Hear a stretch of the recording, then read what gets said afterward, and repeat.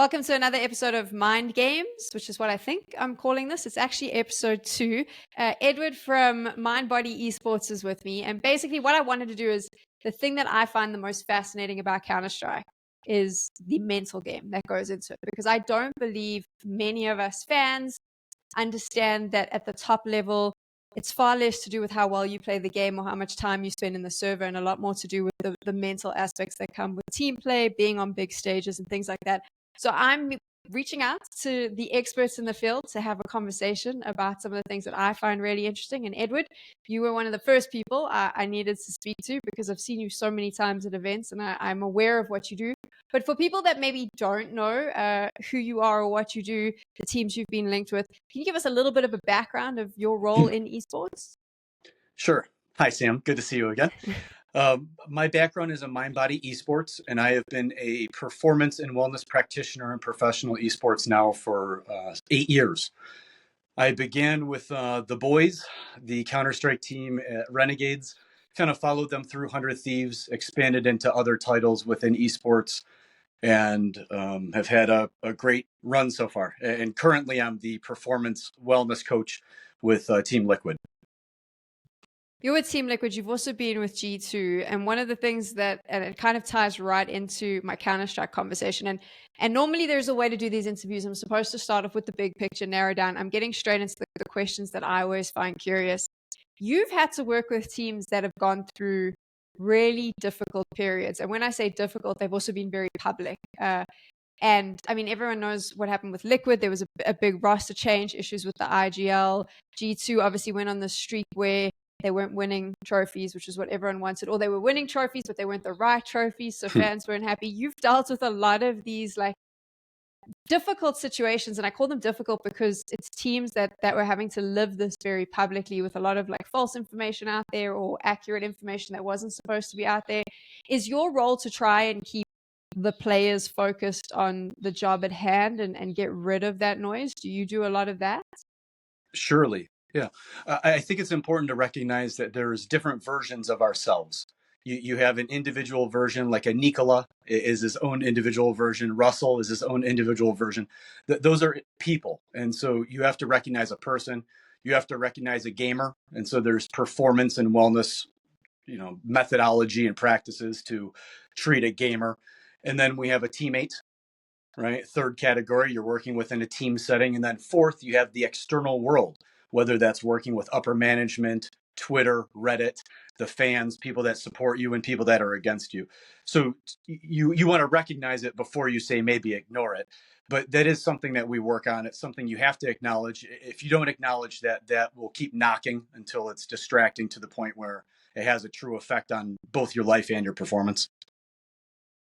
How difficult is it for you though in your role where when this noise is happening online and obviously you're working with very high profile individuals, high profile teams, information gets leaked or certain information's out there and it's incorrect and you have to see, I do it. I start a podcast and we're having a conversation and maybe a lot of the stuff we're saying isn't true and you have to watch all of that happen. Is it difficult in your role to not want to jump in and kind of defend your players or try and set the record straight? Does that become tough? Sure. Yeah. I mean, I have at times felt like a shield for someone like a Yakinder when he's catching grief or, any of my guys that are really catching grief. And people need to recognize that, yes, we're very interested in the outcomes and we're driven towards the outcomes. But as practitioners, we're working with people as well. And so we're not only looking at statistics and sweating that version of them. People are complex and this industry is complex and success is complex. So, but to your question, I guess, to answer your question, yeah, I've certainly felt like defending them when I see it. And I'm close with Steele, for instance, and Josh.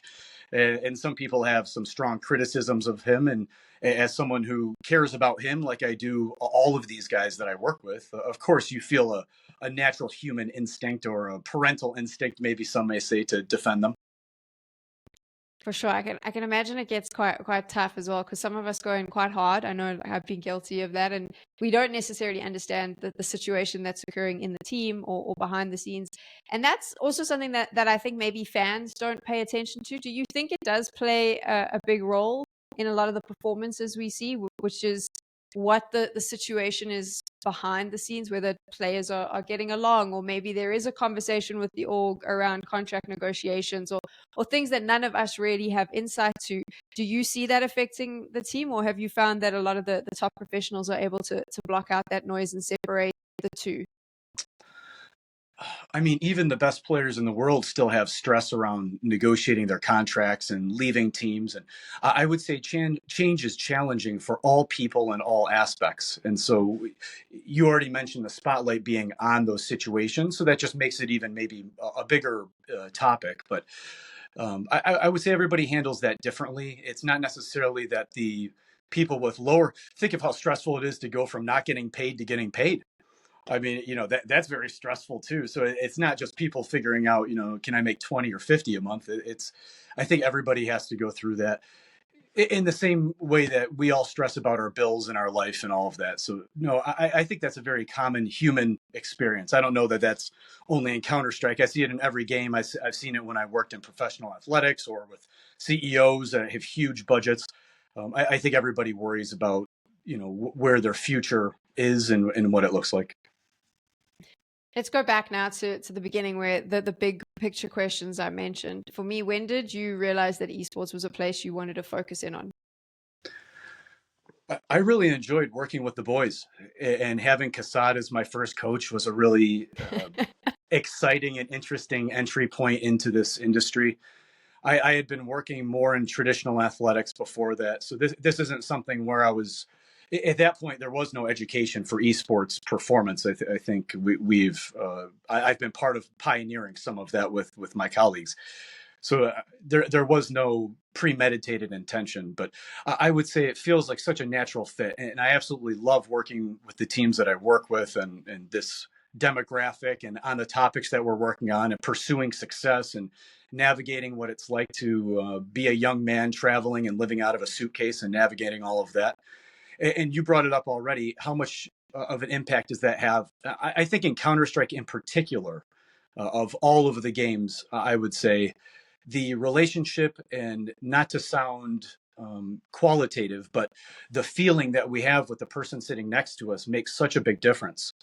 I've seen greater success in traditional athletics where the skill was able to shine, but maybe the relationships weren't of the standard or quality I think they need to be in Counter Strike to sustain excellence. And so it's not that any top 10 or 12 team I'm sure can win a tournament, including a major, but to sustain excellence, those relationships are critical. So if anybody out there thinks, well, that's not science or something, no, you're wrong. And if you've been in a work environment that's high pressure around your performance, you will understand that the way that you feel about your ability to take risk, your ability to listen to information and not make it about yourself, but make it about the information and the task at hand. Those type of things flow much easier when you, dare I say, love or care deeply or respect or trust at the very least the human sitting next to you that's equally responsible for your outcome. So to ignore those is I think to be very ignorant. But you don't see any ignorance on that level at this elite level in Counter Strike. Everyone's pretty much on the same page of it's very important, and that's why individuals such as myself at various teams are allowed to cook and work and do good work with rosters. I'm so curious as to something that you mentioned there, where you were talking about the sort of, you're in a high pressure work environment or situation, and the relationships that need to exist. There's a level of maturity that needs to happen, understanding when to listen to other people's points of view and understand how to work as a team. Those are all very important traits you need.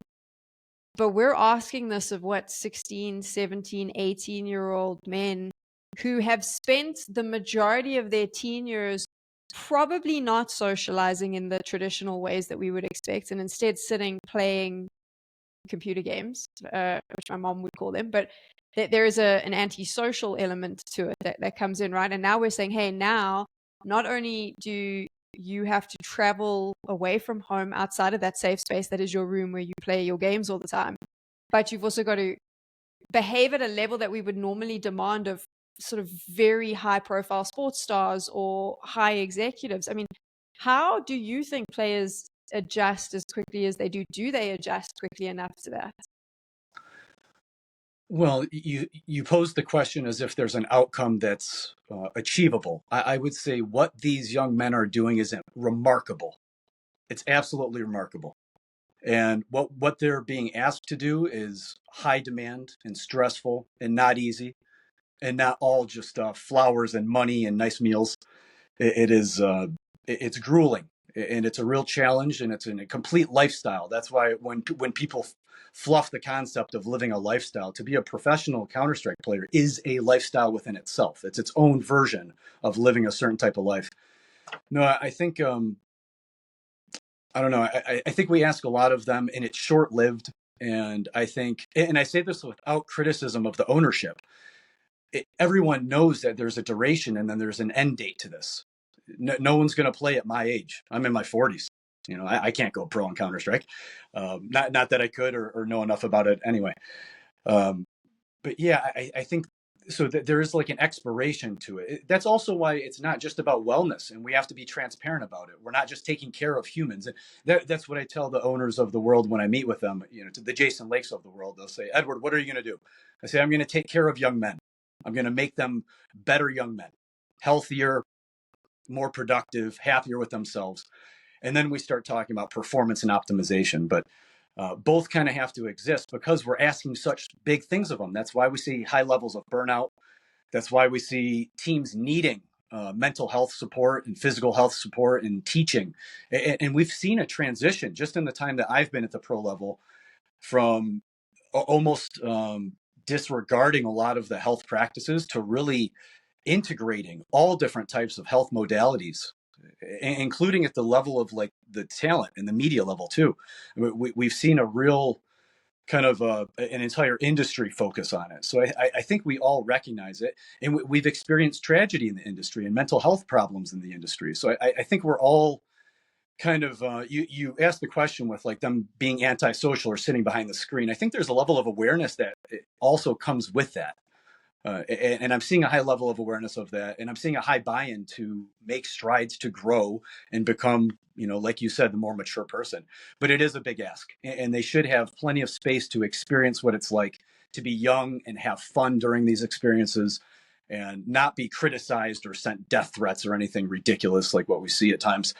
But you know, they deserve some compassion and admiration. Why do you think it is? I mean, I have absolutely no like quantitative proof of this. It's just my experiences traveling and chatting to players and to other broadcast talents. There is a mental health issue that I think exists in competitive Counter Strike, and I don't know if it is because we're on the road as much as we are. I don't know if it's because, like you said, there is quite a lot of pressure from a fan base. It is a very toxic fan base 90% of the time, and there is a lot more of the fan base than maybe in other esports. But I do find a lot of people living this lifestyle do go through this moment of like a mental health decline where on the surface you're playing in a top team. You know, maybe you're not winning the trophy, but you're always finishing in the sort of top 3 or the top 8. It's you're getting to see the world. Maybe you're a broadcast talent. You know, you're getting to live the dream, quote unquote. People know that you're making sort of good money. On the surface, it should be perfect, and yet for a lot of people, they are really suffering from depression. A lot of the times, I think there is a substance reliance that starts to exist, an unhealthy lifestyle. Why do you think it is so prevalent, specifically in high level competitive Counter Strike? The first thing I'd like to acknowledge is what you said earlier about their development to get to this professional status.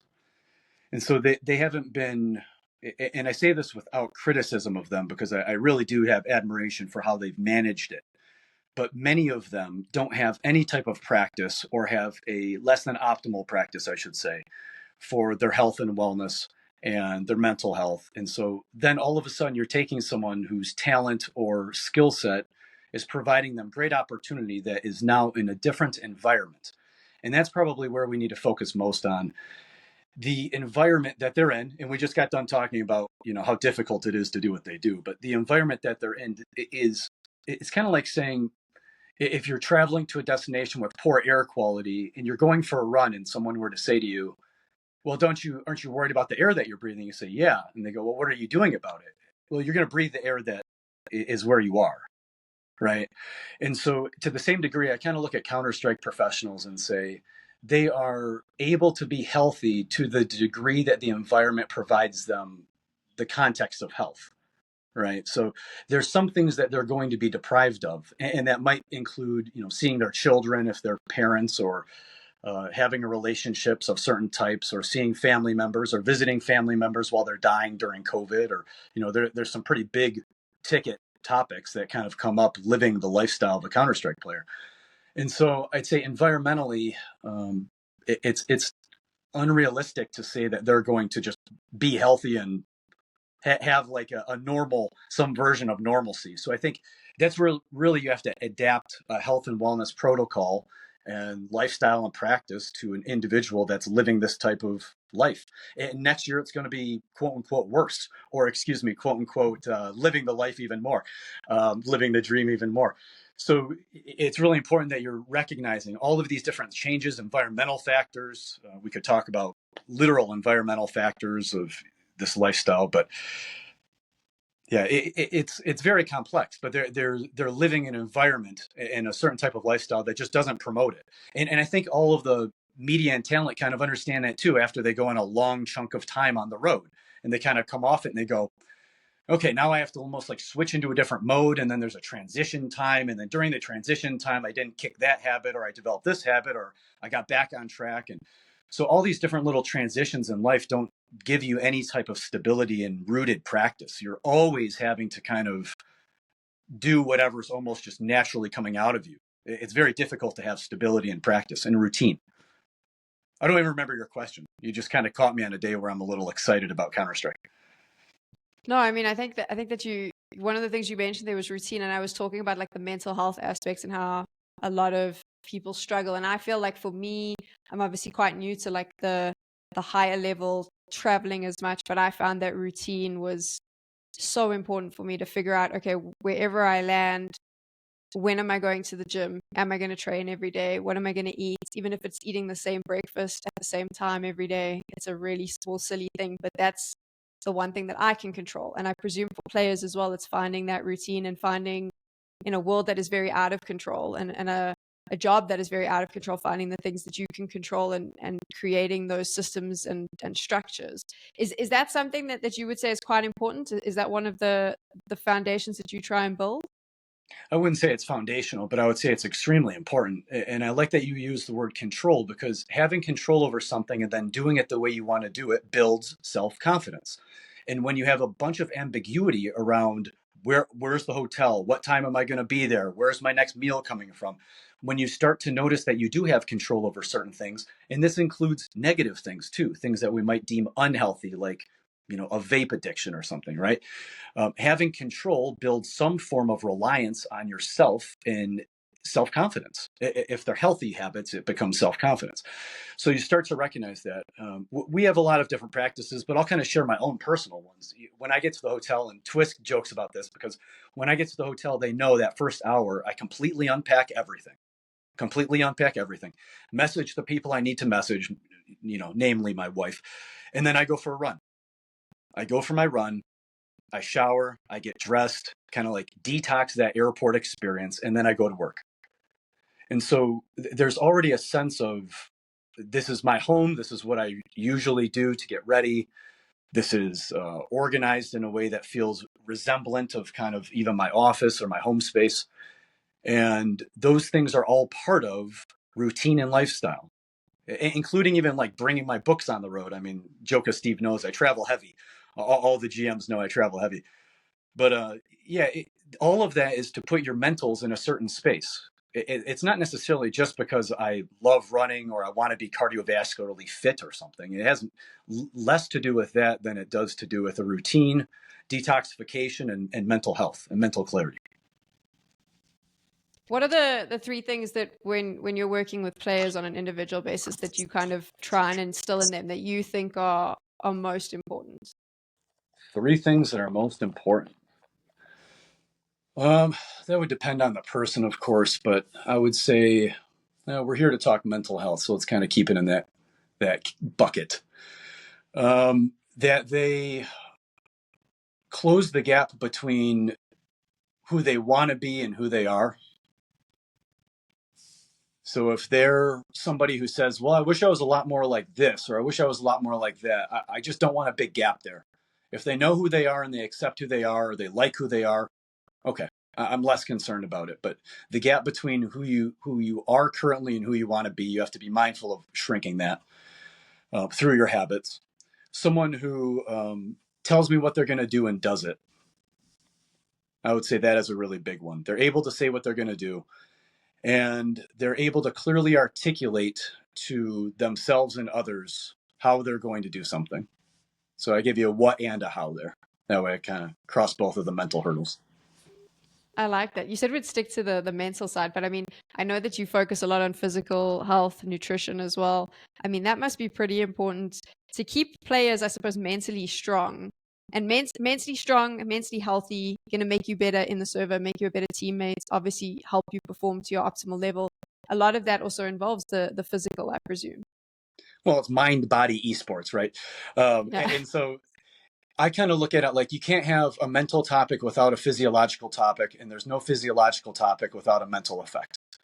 So when we're talking about the neural pathways and all of these beautiful neurons that are firing information back and forth, your gut is firing signals to your brain. Your gut is telling your brain things to do, and your brain is signaling to your gut and body what to do. It is a two-way freeway. So I don't look at it in a vacuum of one not being able to affect the other. And you see it across the board. If you do something that you think is good for your mentals, you can assess it in the body and see it was impactful for the body.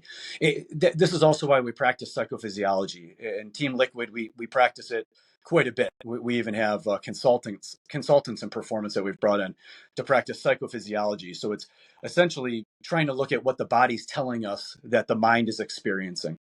And we're able to tell if somebody is in a fight or flight state by their physiology, by how their body is responding, and DC potential and these type of things. So we're able to look at both and connect the two together. So it's not just treating a mental health and not looking at what the physical needs, and it's also, it can't be just treating the physical and ignoring the mind, of course. But in my personal practice, we don't look at one in a vacuum. We look at it as one big entity, one big happy body.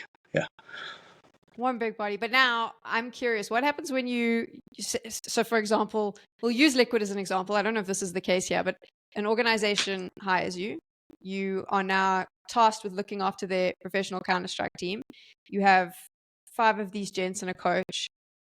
I'm presuming at some point there's someone who doesn't buy in, who kind of goes, no, none of this makes sense. I don't care what you have to say. I know what I'm doing. This is all ridiculous. I think I always use him as an example, and I'm sure he's going to get annoyed with me. Babsky once said, you don't need any of these mental coaches. They just tell you to unpack the proverbial backpack, and that's ridiculous. Like, they don't bring any value. Like, that was his thing. And I wonder how many other players, because I'm presuming they exist, where when they come in and they're meeting with you, they're just not buying into the system, and they don't really want anything to do with it. Has that happened to you before? Not in a long time. Yeah, not in a long time. And I would dare say I don't think I've had anybody that I've worked with in esports that would go on the record to say they 100% didn't buy in. You know, now I'll preface this with a couple points. One, I do have my first graduate program was in holistic health education, and in holistic health, we learn how to meet someone where they are and kind of help them from their space. So I'm not a practitioner who comes in saying, here's the MindBodyEsports way, read it, learn it, know it, do it. I'm coming in, noticing where someone is and trying to help them move in a direction that they are helping me understand that they want to go. So it's not something that's necessarily just my direction, right? And then I would say what's a bigger hurdle isn't necessarily their buy-in. It's what we can do, because people have different abilities and preferences and health conditions. You know, we're not necessarily, you mentioned I also work in physical health, which we do. But we can't come in and treat them like you would necessarily a soccer team or something, right? Like some of these guys aren't interested in that, and it wouldn't be good for them. It would be dangerous for some of them, or they have a health condition that would limit them. So this isn't necessarily a buy-in topic for me. I more or less think that every single person that I've worked with wants to be better than they are. And there is a way that we can support that growth. And so it's our job to help find how to support that growth And we offer a lot of different tools to be able to get there, but including just within, like we'd say, the mental health field, right? It's not just like behaviorism or something. We have a lot of different ways that we can approach their goals to help them feel more clear and confident about themselves. But no, I Sam, I love feel that. like there's high buy-in. I don't feel like there's a lot of resistance, and I would be open to kind of arguing that. But yeah, you find the gamer. I could give you a couple that probably had less buy-in for me. That for sure. If I'm sure there's some guys watching this that would go, I don't know, Edward, this guy had more buy-in than that guy. That's sure, but that's always the case. You always have that as the case. I was going to say, I love that at the beginning where you said you kind of meet someone where they are. So it was such a positive way to look at it. So you're going, okay, if I meet someone and maybe they have less buy-in, you're not going, oh, this person is completely disregarding what I'm saying. You're just going, okay, I'm going to meet them here. Maybe they're not as fully committed, but they're still willing to open their mind to something. I think that's like a really important way of looking at it, and it's actually something that I'm going to take into my own life of being like, meet someone where they are versus just expecting them to kind of fit into a system. It was a really good point to me. Well, thank you. Yeah, I mean, Sam, we're all so busy judging ourselves. It's nice to be able to work with a practitioner who has some ability to help you grow that isn't busy judging you. And if I were just focused on outcomes or just worried about, the next thing or something for myself or for them, I think that it might be a little bit different. But yeah, it's really important that you're there for a person. And if you want to really help somebody, you have to be there without the judgment piece. And so I'm grateful to be where I am and work with the guys that I do across the board. I really genuinely feel that way. Do you also find, because this was something that I've always been curious about, is the relationship between organization and players? Because obviously you're ultimately employed by the organization. Does that become quite difficult where, looking after players and keeping their best interests at heart, but knowing that also the people paying the bills are still the organization, finding that balance? Is that quite difficult? Or have you found most of your clients are, I want to say, easy to deal with in that Well, sense? I'm not trying to play politics to keep jobs. I mean, there's also reasons why I've left organizations. I'm not necessarily the easiest to play in the sandbox. If something's not going the way I think it should, I kind of raise my voice, and so that's for good and bad. That's part of my DNA, and so. But I'm player and person first. And so that I'd say has gotten me into some trouble at times, but that's also why the players I think respect me and know that I've got their best interest out there. I probably have heard more dirty laundry and terrible things than maybe anyone in Counter-Strike. I would probably put myself up there. I don't know if maybe like a Richard Lewis or a Thorin, or one of those guys maybe have heard more stuff. But in terms of like personal darkness, I probably have more in my mind and heart than anyone else I know. So I mean, it stays with me. My interest, and I tell the org owners that too. My interest is to help the person, and they really respect me. And I can say the orgs have done a great job to respect like the practitioner boundary as well. I've never felt pressured in my position to indulge information that the player would be embarrassed about or wouldn't want somebody else to know. And that's really important too, I think, for practitioners that are interested to come in the scene. You might have some friendships here, but you have to treat them in a real meaningful way. And so to that point, there's guys that don't like each other that are no longer teammates out there that both of them probably still have good relationships with me. I think that's possible. Is it hard dealing with some of the, I mean, some of the bigger egos? And with all respect to them, a lot of players deserve the big ego. They've got the accolades, so they can stand up and have that self-confidence. But do you ever find that quite difficult? Well, let's break down ego for a second. So you just said they deserve it.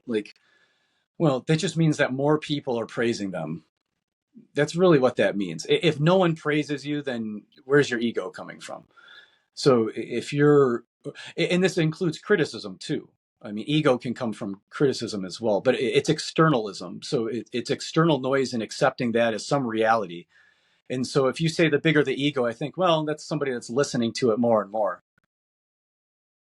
So I don't, and is working with that person more challenging? Well, yeah, it's more challenging, I'd say, to work with somebody who's really lacking that inward focus. Yeah, that's more challenging. It's also challenging to work with someone that's so inwardly focused that they don't accept praise from anyone. That's tough too. That's the other end of the spectrum. But to offer clarity for either one of those people, it's it's a challenge. And ego can be fun too. It's fun to hang out with somebody that thinks they're the shit and likes to do badass stuff. Like that person's fun to hang out with. So I don't know. It's there's pros and cons to every person and everything, I guess. It's super interesting to me because obviously I know some of the players that you've worked with over the years. So I'm sure anyone watching at home is doing the same thing where we're trying to put names to when you Sure. talk. Yeah, But they can go ahead and do that. that's Yeah, they can do that. you could do that, but it's never gonna be released. But I do think it's a lot of insight. You mentioned obviously next year is going to be crazy, and I think there's lots of pros and lots of cons to what this crazy schedule is going to look like. But is this something that you're already working on? I mean, I know the major is probably the focus for Liquid right now, but are you thinking ahead to next year and how you handle and how you help your team handle what I think is going to be quite a draining year on any professional player playing at the top level? Absolutely. Yeah. To all of the above. We're completely focused on Shanghai right now, and all focus on Shanghai. We also, behind the scenes, more so than with the players to this point, have talked about what this next year will look like. And I can debut this bit of information right here. I've re-signed with Liquid for this upcoming season. So Congratulations. I haven't even tweeted that yet. So there you go. I'll drop a little something here for anyone that watched this far in. They get a little nugget. So I'll be a part of that as well, at least for the majority of next year, I suspect. So we'll see. It is going to be really daunting. But for right now, no, the players should be focused on the major. If you're focused on what's next already, it's. I was actually telling this will only hit for Americans perhaps or NFL fans, but I'm a huge Detroit Lions fan, have been my whole life. It's an NFL football team. We're having the best season we've ever had by far, that my father's ever seen. And my buddy was saying, yeah, but next year it might be tough because we can't afford this guy and this guy. I said, man, we might win the Super Bowl this year. Just be quiet and enjoy the ride. So anybody that's at the major right now, hopefully is just full focus the major and full send the major and get on the stage and fight for a trophy. That's all we're considering right now. Get on the stage and fight for a trophy. So Liquid fans will like that. We're not worried about the mental health for 25 yet. We'll talk about that in the break coming up. Makes sense. And then my final question, I'd like to pose this to everyone because I think that it's always fascinating to hear where people's minds are. Apologies, that's my dog who obviously is being annoyed that he's not getting attention and screeching in the background. If there was one piece of advice that you wish you could give every Counter-Strike player that sort of crosses your path, that you always feel that no one seems to keep in the back of their mind and you think is imperatively important, what would that piece of advice be? I feel like that changes from time to time. I just had a call yesterday with someone who is trying to impact North American Counter-Strike and the developmental scene. And they have some lofty ambitions and they've done some good things. And you would know who they are if I mentioned, but I don't want to leak their name. And he asked me a similar question. So what's like the main thing that I need to get across to the youth that want to like get somewhere with this? It's such a like a lofty question, right? Part of me wants to say, oh, how am I feeling today? And kind of give you kind of a coy answer or something kind of creative. But I feel like self-patience is probably the one thing that is necessary with this. We get in our own way of things far more frequently than someone else gets in our way. And if you're holding on to expectations too hard, or if you're, grinding in a way that's harmful to yourself, you're not going to be able to allow your best to come out. And when things don't go as planned, and they won't go as planned a lot, okay, a lot, like 50%ish. So we have to make sure that we have a system for responding and a way to respond that is helpful and puts us in a better position. So I guess for that question, I'd have to say exercise better self-compassion. Thank you so much for your time, Edward. There's so many nuggets that you mentioned there that I actually want to take away for my own life. So I appreciate your time so much and for sharing all of that with us. And obviously I will put all of Edward's details in the description to this video if you want to go find out more.